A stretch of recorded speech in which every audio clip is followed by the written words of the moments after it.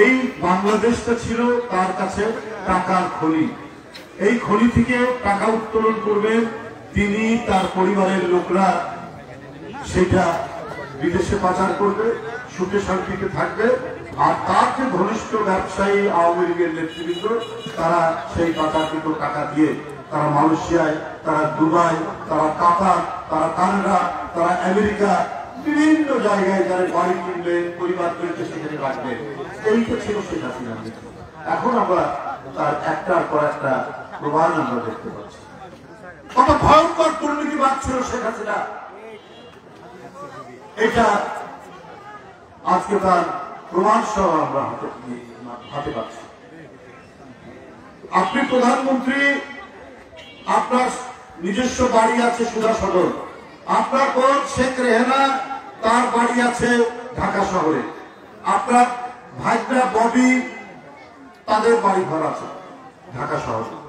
আপনার সরকারের নীতিমালা অনুযায়ী আপনি যদি ঢাকার রাজুকি আপনার যদি নিজস্ব বাড়ি, ফ্ল্যাট অথবা আবাসন থাকে, আপনি আর কোন সরকারি প্লট আপনি বরাদ্দ পাবেন। কিন্তু শেখ হাসিনা তার অবৈধ ক্ষমতার কাজে লাগিয়ে ৬০ কাঠা পূর্বাচলে তিনি জমি নিয়েছেন তার ভাইরা ভাগ্নির নামে, প্রত্যেকে ১০ কাঠা করে পেয়েছে, কোন আইন কানুনের তোয়াক্কা করেনি। তো উনি ক্ষমতা ছাড়বেন কেন? উনি তো ক্ষমতা ধরে রাখার চেষ্টা করবেন। যে ভাগ্নিটি লন্ডনে, ইংল্যান্ডে এমপি, সেই দেশে আপনি ১ টাকা যদি চুরির অভিযোগ আসে তাহলে সে আর ক্ষমতায় থাকতে পারে না, জেলে যেতে হয়। সেই ইংল্যান্ডের সবচেয়ে দামি ফ্ল্যাট কিনে দেওয়া হয়েছে তাকে। কে কিনে দিয়েছে? শেখ হাসিনার ঘনিষ্ঠ ব্যবসায়ী। আর তার ভাই ববি, তার আরেক বোন রূপন্তী, এই সহ ৬০ কাঠা আপনার পূর্বাঞ্চলের প্লট ৬ জনের নামে। তো সুতরাং আমি যেটা বলেছি যে শেখ হাসিনা এই যে সোনার হরিণ তার ক্ষমতা, এইটা ধরে রাখার জন্য আহাদের মতো শিশু বাচ্চাকে হত্যা করেছে, আবু সাইদের মতো টাটকা তরুণকে রংপুর বিশ্ববিদ্যালয়ে তাকে হত্যা করেছে, মুগ্ধকে চিৎকার করে বলেছে পানি লাগবে পানি, তাকে হত্যা করেছে।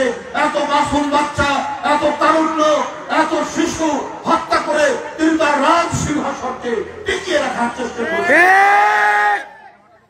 কিন্তু শেষ রক্ষা হয় না, দারিদ্রের শেষ রক্ষা হয় না। আর বলেছেন কি, তার ক্ষমতা রক্ষা করার জন্য তিনি শুধু একটি দেশকেই সমীহ করতে, মুরব্বী মানতে। আর এই জন্য বলেছিলেন যে আমি ভারতকে যা দিয়েছি তা কোনদিন ধরতে পারবে না, তার বিরুদ্ধে যাবে না। উনি কত শক্তিশালী দেশকে উনি গালাগালি করেছেন, মার্কিন যুক্তরাষ্ট্র সহ কত দেশকে, কিন্তু একটা দেশকে উনি কিছু বলতেন না এবং বলেছেন আমি যা দিয়েছি। আপনি কি দিয়েছেন? আপনি বাংলাদেশের জনগণ জানে না, বাংলাদেশের প্রধানমন্ত্রী হয়ে আপনি কি দিয়েছেন যে তারা আপনাকে সাপোর্ট করে? আর বাংলাদেশের কোন রাজনৈতিক দল, কোন গণতান্ত্রিক আন্দোলন, আমাদের গণতন্ত্র থাকুক তো থাকবে না, এখানে সুষ্ঠু ভোট হবে কি হবে না, এখানে পার্লামেন্ট থাকবে কি থাকবে না, সেই পার্লামেন্টে সত্যিকারের প্রতিনিধিরা যাবে না, নর্তকীরা সেখানে গান গাইবে মমতাদের মতো, সেইটা তাদের দেখার দরকার নাই। ওই পার্শ্ববর্তী দেশও চেয়েছে যে তারা তাদের বাংলাদেশে তাদের স্বার্থ নিহিতের জন্য শেখ হাসিনা থাকবে। আর শেখ হাসিনা এই জন্যই বলছেন অনেক গোপন চুক্তির মাধ্যমে যে আমি কি বলে যে আমি যা দিয়েছি তার সাথে কোনদিন ভুলবে না। উনি একদিন একটা মিটিং এর মধ্যে বলেছেন যে তাকে ছাড়া কাউকে কেনা যায় না, যেটা কিন্তু নাই বলেছে যে আওয়ামী লীগের বহু লোককে কেনা যায়, তাকে কেনা যায় না। তাকে যে কেনা যায় না, আমরা দেখেছি সবার আগে তাকেই কেনা যায় যে শেখ হাসিনার স্বার্থ রক্ষা করতে। শেখ হাসিনার গ্যারান্টি চেয়েছেন তিনি ক্ষমতায় থাকবেন, তাই তিনি সবার আগে নিজের মাথাটা বিক্রি করছেন তাদের কাছে।